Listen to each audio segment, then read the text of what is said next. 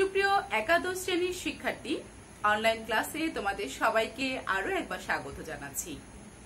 সুপ্রিয় শিক্ষার্থী, আমরা ব্যবসায় সংগঠন ও ব্যবস্থাপনা বিষয়টি পাঠ করছি।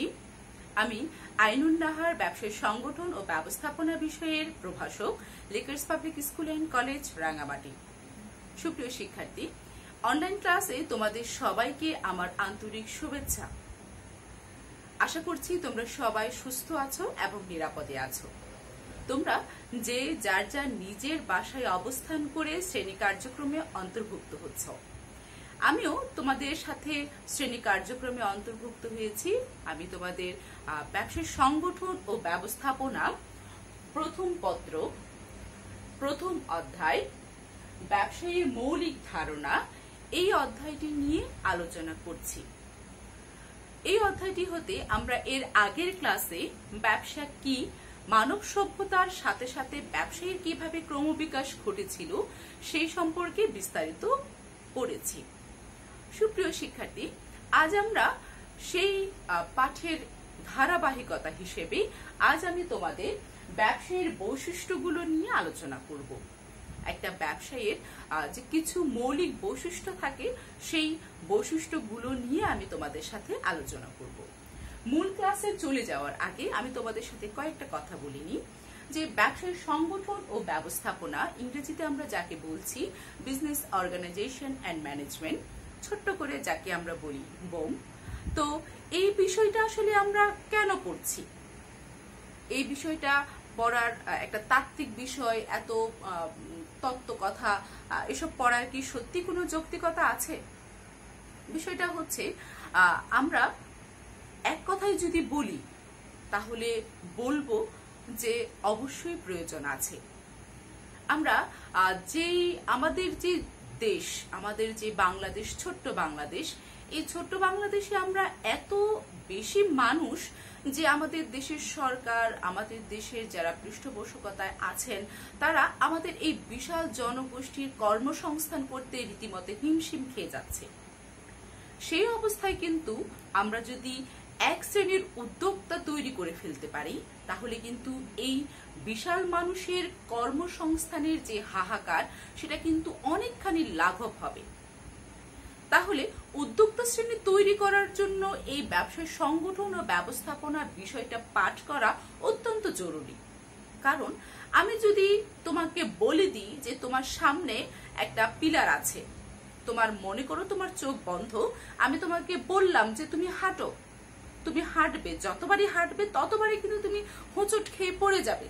কিন্তু আমি যদি তোমাকে এটা বলে দিই যে তোমার চোখ বন্ধ অবস্থায়ও যে তোমার ডানে একটা পিলার আছে, তুমি যদি আরো 5-7 গজ সামনে যাও, তার বামে তোমার আরেকটি পিলার আছে, তাহলে কিন্তু তুমি চোখ বন্ধ থাকলেও অনেকখানি সে বাধাটা পেরিয়ে যেতে পারবে। ব্যবসায় সংগঠন ও ব্যবস্থাপনা ব্যবসায় বিষয়ে বা উদ্যোক্তা তৈরি করার ক্ষেত্রে এই কাজগুলো করে। ব্যবসায় সংগঠন ও ব্যবস্থাপনা আমরা যদি পাঠ করি, আমরা যদি পড়ি, তাহলে আমরা জানতে পারবো যে একটা উদ্যোক্তা শ্রেণী তৈরি করার জন্য বা একজন উদ্যোক্তা বা একজন ব্যবসায়ীর কি কি কাজ আছে, কি কি কাজগুলো উনি সম্পাদন করবে, সেই সম্পর্কে যদি আমরা আগে থেকে জেনে শারীরিক, মানসিক এবং দক্ষতার ভিত্তিতে এই জন্য প্রিপারেশন নিয়ে ফেলি, তাহলে কিন্তু আমরা সেই রাস্তায় হাঁটতে অনেক বেশি সহজেই হাঁটতে পারবো। কিন্তু আবার এটাও ঠিক যে একটা সাংগঠনিক একটা কাঠামো, একটা স্তর, সেই সাংগঠনিক কাঠামোটা যদি আমরা সঠিকভাবে পরিচালনা করতে যাই, তাহলেও কিন্তু আমাদের এই ব্যবসায় সংগঠন ও ব্যবস্থাপনা বিষয়টা পড়তে হয়। আবার একইভাবে এটাও বলতে পারি যে আমাদের প্রতিনিয়ত আমাদের দৈনন্দিন জীবনের সাথেও কিন্তু এই ব্যবস্থাপনাটা মিশে আছে আঙ্গিকভাবে। তাহলে ব্যবসায় সংগঠন ও ব্যবস্থাপনা শুধু যে ব্যবসায় ক্ষেত্রে প্রয়োজন তা কিন্তু না, এটি আমাদের দৈনন্দিন কাজ থেকে শুরু করে রাষ্ট্র পরিচালনা পর্যন্ত, এমনকি মহাকাশ যান কিভাবে পরিচালিত হবে সেটার সাথেও কিন্তু ব্যবস্থাপনার সম্পৃক্ততা আছে। সুতরাং একেবারে ছোট কাজ থেকে একেবারে বড় কাজ, সব বিষয়ে ব্যবস্থাপনার ছোটখাটো সাহায্য সহযোগিতার প্রয়োজন হয়।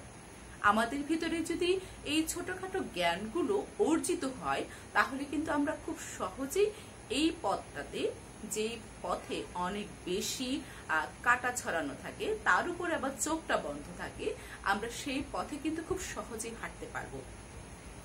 তাহলে সুপ্রিয় শিক্ষার্থী, আমি আজ তোমাদের ব্যবসা সংগঠন ও ব্যবস্থাপনা, বিজনেস অর্গানাইজেশন এন্ড ম্যানেজমেন্ট, ছোট কথায় যাকে আমরা বোম বলি, এই বিষয়টা কেন আমরা পাঠ করব সেটা সম্পর্কে তোমাদের একটু জানিয়ে রাখলাম। চলো তাহলে এইবার আমরা ব্যবসায়ের বৈশিষ্ট্যগুলো নিয়ে আলোচনা করি। দেখো, ব্যবসায়ের কিছু বৈশিষ্ট্য আমি বোর্ডে লিখে রেখেছি।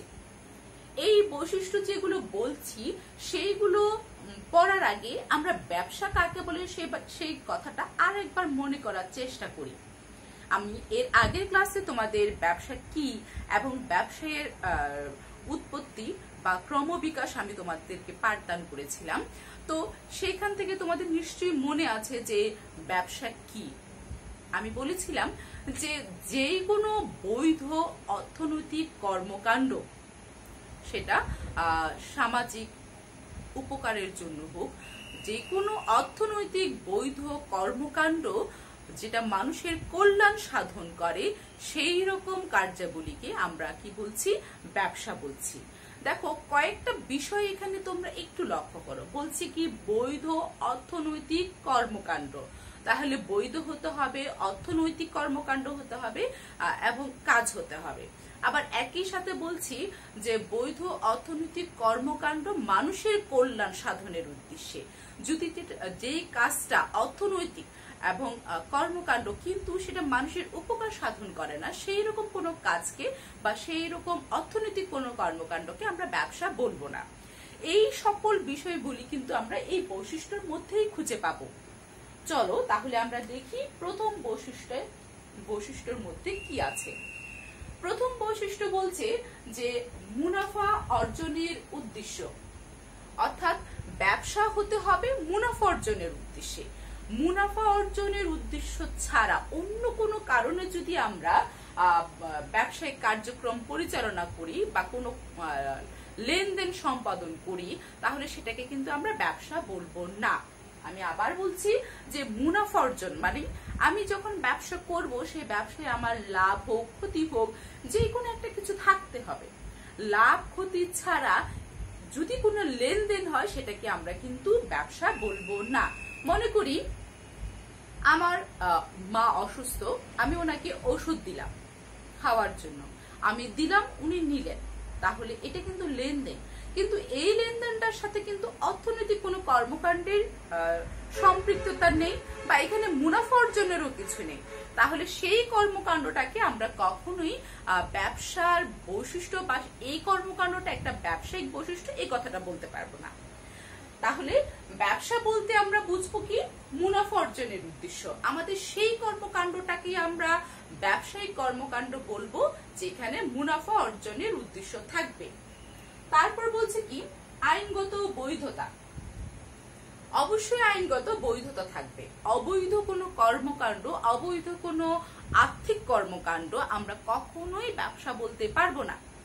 যদিও প্রথম দিকে ব্যবসায়ীকে সেইভাবে বলতো যে মুনাফা অর্জনের উদ্দেশ্যে পরিচালিত কর্মকাণ্ডগুলোকে ব্যবসা, যদি এই কথাটা কেউ বলে তাহলে এটা কিন্তু সঠিক না।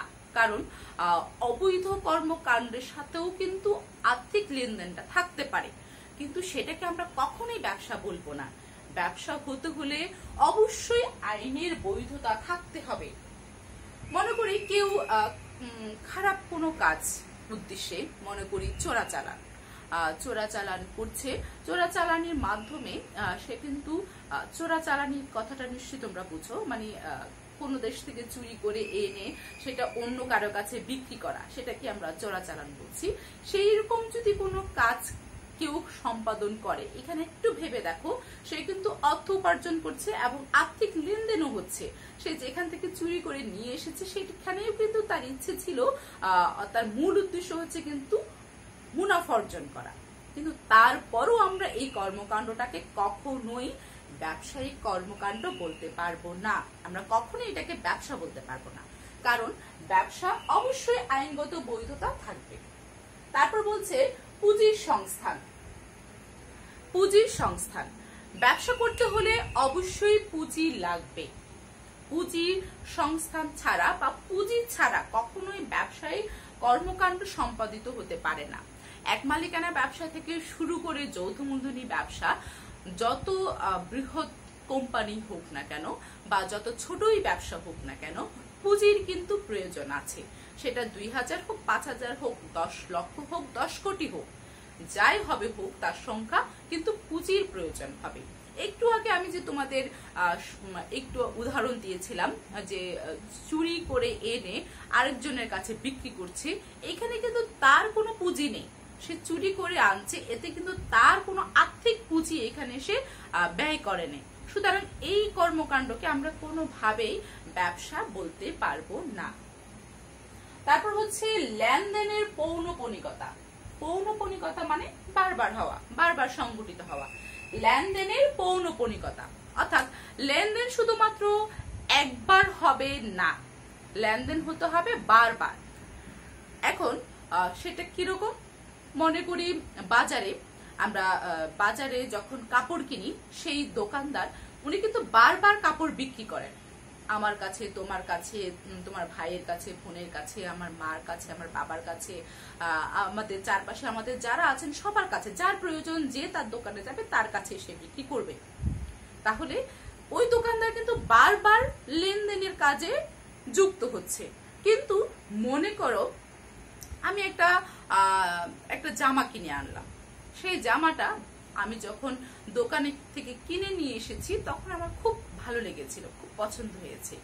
বাসায় যখন আনলাম, আমি যখন এটা পরলাম, দেখলাম এটা আমাকে ঠিক মানাচ্ছে না, ভালো লাগছে না আমার। তো আমি আমার এই জামাটা আমার অন্য আরেকজন কারো কাছে যদি বিক্রি করে দিই, তাহলে এটা কিন্তু লেনদেনের পৌনঃপুনিকতা হলো না। আমি কিন্তু বিক্রি করে দিচ্ছি, একটা অর্থনৈতিক কর্মকাণ্ড হচ্ছে। আমি মাথায় এটাও রাখছি যে আমার যেন লাভ হয়। দোকানে গিয়েছি, অনেক ঘাটাঘাটি করে কিনেছি, এত দাম দিয়ে কিনেছি, তার উপর একটু সামান্য মার্জিন রেখে আমি হয়তো সেটা বিক্রি করব। কিন্তু তারপরও এটাকে আমি ব্যবসা বলতে পারবো না, কারণ এখানে কিন্তু লেনদেনের পৌনঃপুনিকতা হচ্ছে না। আমি কিন্তু বারবার বিক্রি করছি না, আমি ওই একবারই আমার যা পছন্দ হচ্ছে না সেটা বিক্রি করছি। তাহলে ব্যবসা হতে হলে লেনদেনের পৌনঃপুনিকতা লাগবে। তারপর বলছি ঝুঁকি ও অনিশ্চয়তা। ব্যবসার সাথে ঝুঁকি এবং অনিশ্চয়তা একদম আত্মার সাথে, মনের সাথে, মস্তিষ্কের যেমন সম্পর্ক, সেই রকম একটা সম্পর্ক। মানে আমরা বুঝি না যে আমার মনে কি চাই, আমার মস্তিষ্ক কি চাই, সেরকম যেমন একটা সম্পৃক্ত, দুইটা যেমন একেবারে আঙ্গাঙ্গ ভাবে জড়িয়ে থাকে, সেই রকম ভাবে ঝুঁকির সাথে ব্যবসায় এরকম আঙ্গাঙ্গিক ভাবে জড়িয়ে থাকে। আর সেই জন্যই এই ঝুঁকিটা আমরা গ্রহণ করতে চাই না বলে আমরা কিন্তু ব্যবসায়ে বা উদ্যোগ গ্রহণে কখনো উৎসাহী হই না। কিন্তু নতুন যে কোনো কাজ করার মধ্যে, নতুন চ্যালেঞ্জ গ্রহণ করার মধ্যে একটা উদ্যম কাজ করে। আমি সাহসী, আমার ভিতরে সৎ কাজ করার যে সাহসিকতা আছে সেটা প্রমাণ করে কিন্তু এই ব্যবসায়িক কর্মকাণ্ডের মাধ্যমে। অর্থাৎ ব্যবসায়িক ঝুঁকি গ্রহণ এবং অনিশ্চয়তা যে কাজের মধ্যে থাকবে, সেই কাজটিকেই আমরা ব্যবসা বলবো। এবং যে এই কাজটা খুব সুষ্ঠুভাবে সম্পাদন করতে পারে, সেই কিন্তু সফল জীবনে। তারপর আমরা দেখি যে উপযোগ ও উদ্বৃত্ত সৃষ্টি। অর্থাৎ উপযোগ মানে একটা বস্তুর রূপগত উপযোগ, স্থানগত উপযোগ, কালগত উপযোগ, সময়গত উপযোগ, এগুলো তোমরা পরবর্তীতে আরো পড়বে। সেই রকম ব্যবসায়ের মাধ্যমেই কিন্তু উপযোগ সৃষ্টি হয়, নতুন নতুন উপযোগ সৃষ্টি হয়। ব্যবসা হলেই একটা উপযোগ তৈরি হবেই, যদি না হয় তাহলে সেই ব্যবসায়িক কর্মকাণ্ডটাকে আমরা ঠিক ব্যবসা বলতে পারছি না। অর্থাৎ ব্যবসায়ের মাধ্যমে আমি যখন ব্যবসা করব, ব্যবসায়ী আমার সেই কাজটার মাধ্যমে আমি যখন সেই কাজটা শুরু করব, সেই কাজটার মাধ্যমে শুধু এই জায়গায় না, সেটা আরেক জায়গায়, আরেক জায়গা থেকে আরেক জায়গায়, এইভাবে তার একটা উপযোগ তৈরি হবে, নতুন উপযোগ তৈরি হবে। তারপর বলছে যে পূর্বানুমান। ব্যবসায়ের মাধ্যমে ব্যবসা কিন্তু পূর্বানুমান প্রয়োজন হয়। অর্থাৎ ভবিষ্যতে কি হতে পারে সেটা এখন চিন্তা করে নিতে হয়।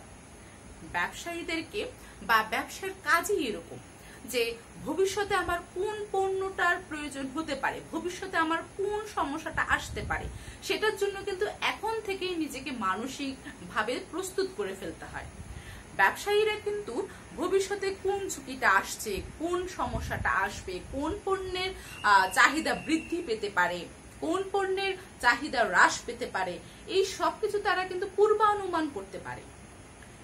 তাহলে ব্যবসা বলবো আমরা সেই কাজটাকে যেটা পূর্বানুমান করা হয় বা পূর্বানুমানের ভিত্তিতে আমরা প্রস্তুত থাকি। তারপর বলছে নমনীয়তা। দেখো, নমনীয়তা খুব সহজ করে আমি যদি তোমাদেরকে বুঝাই, এই এখন যে আমরা অনলাইন ক্লাসটা পরিচালনা করছি সেটাকে বলছি। কিরকম? যেমন আমাদের পরিস্থিতি এখন এরকম হয়ে গেছে যে আমরা এখন ঘর থেকে বের হতে পারছি না, তাই বলে আমি আমার পড়ালেখাও বন্ধ করছি না। আমি আমার পরিবর্তিত পরিস্থিতির সাথে নিজেকে খাপ খাইয়ে নিয়ে সেইভাবে তৈরি হচ্ছি, সেটাকেই আমরা বলছি নমনীয়তা। আমি আমার অনলাইন ক্লাস কিভাবে তৈরি করতে হয়, কিভাবে পরিচালনা করতে হয়, এই সম্পর্কে আমার বিন্দুমাত্র কোনো জ্ঞান ছিল না, কিন্তু এই পরিবর্তিত পরিস্থিতির সাথে আমি নিজেকে খাপ খাইয়ে নিয়েছি। ব্যবসায়ও ঠিক একই রকম, যে এই পরিবর্তিত পরিস্থিতির সাথে কিন্তু নিজেকে খাপ খাইয়ে নেয়। ব্যবসা সব সময় একই রকম চলে, একইভাবে চলে, একই মাত্রায় চলে, এরকম না। ব্যবসা পরিবেশ, পরিস্থিতি, স্থান, কাল ভেদে এটা নমনীয় হয়। তারপর বলছে কর্মে স্বাধীনতা। ব্যবসা কর্মকাণ্ড আমরা সেই কর্মকাণ্ডটাকে বলবো যেটাতে স্বাধীনতা থাকবে, কোনো দাসত্ব নয়, কোনো কারো কাছে জবাবদিহিতা নয়, তবে নিজের নৈতিকতার কাছে, নিজের সম্মানের কাছে সবসময় মাথা উঁচু করে থাকতে হবে, কিন্তু কারো কাছে জবাবদিহিতার কোনো প্রয়োজন এখানে নেই। তাহলে সেই কাজটাকে আমরা বলবো ব্যবসা। শেষ যে পয়েন্টস আছে সেটা হচ্ছে সেবার মনোভাব। ব্যবসা এখন আর শুধুমাত্র মুনাফা অর্জনের উদ্দেশ্যে বৈধ কর্মকাণ্ড, লেনদেনের পৌনপরিকতা থাকলে আমরা ব্যবসা বলবো এমন কিন্তু না। এখন ব্যবসা হয়ে গেছে অনেকটাই পরিবেশ বান্ধব। সেবার মানসিকতা ব্যবসায়ীদের থাকতে হবে। সকল ব্যবসায়ীদের মধ্যে কিন্তু সেবার মানসিকতাটা থাকতে হবে। সেবাই প্রাধান্য পাবে সবার আগে, তারপর ব্যবসায়ের অন্য সকল বিষয়গুলি চিন্তা করতে হবে। এখন ওই যে বললাম নমনীয়তা, যেহেতু এখন এই বিষয়টা চলে এসেছে, ভোক্তার সেবা করাটাই সর্বপ্রধান কাজ হবে ব্যবসায়ীদের। ভোক্তাদের সেবা মানসিকতাটাই থাকতে হবে ব্যবসায়ীদের। সেই যে বিষয়টা আসছে, এই যে নমনীয়তা, এখানে ব্যবসায়ীদের হতে হবে। ব্যবসায়ীরাও এই বিষয়টাকে মেনে নিতে হবে। তাদের অবশ্যই ভোক্তাদের সেবা করার মানসিকতা নিয়ে ব্যবসা পরিচালনা করতে হবে। যদি তারা সেটা করতে না পারে তাহলে কিন্তু তারা নমনীয় নয়। আর যারা নমনীয় নয় তারা তো অবশ্যই ব্যবসায়ে সফল হতে পারবে না, বা ব্যবসায়ে সে কাজটাকে আমরা অন্তর্ভুক্ত করতে পারবো না। তাহলে আমরা আবার একটু যাচাই বাছাই করে নিই। আমরা কি বললাম? আমরা বললাম যে ব্যবসায়ের বৈশিষ্ট্যগুলোর মধ্যে আমরা বলছি যে ব্যবসা হচ্ছে মুনাফা অর্জনের উদ্দেশ্যে পরিচালিত হয়, আইনগত বৈধতা থাকবে ব্যবসায়ের, পুঁজির সংস্থান করতে হবে। ব্যবসায় ছোট হোক বড় হোক যে কোনো ব্যবসায় অবশ্যই পুঁজি সংস্থান করতে হবে। লেনদেনের পৌনপনিকতা থাকবে, অর্থাৎ একটা বার লেনদেন করলেই সেটাকে আমরা ব্যবসা বলবো না, বারবার সংগঠিত হতে হবে। তারপর বলছে ঝুঁকি ও অনিশ্চয়তা। ব্যবসায়ের মধ্যে ঝুঁকি এবং অনিশ্চয়তা থাকতে হবে। ঝুঁকি এবং অনিশ্চয়তা যদি না থাকে তাহলে আমরা সেই ব্যবসাকে ব্যবসা বলতে পারবো না।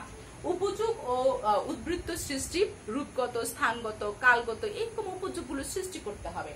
পূর্বানুমান, তারপর বলছি নমনীয়তা, কর্মের স্বাধীনতা এবং সেবার মনোভাব। এইগুলো হচ্ছে ব্যবসায়ের বিভিন্ন রকমের বৈশিষ্ট্য। তো আমরা আগের দুটি ক্লাস মিলিয়ে যতটুকু পাঠ করলাম সেটা একটু বাসায় বসে পাঠ করব, মনে করার চেষ্টা করব, খাতায় লিখব পয়েন্টগুলো।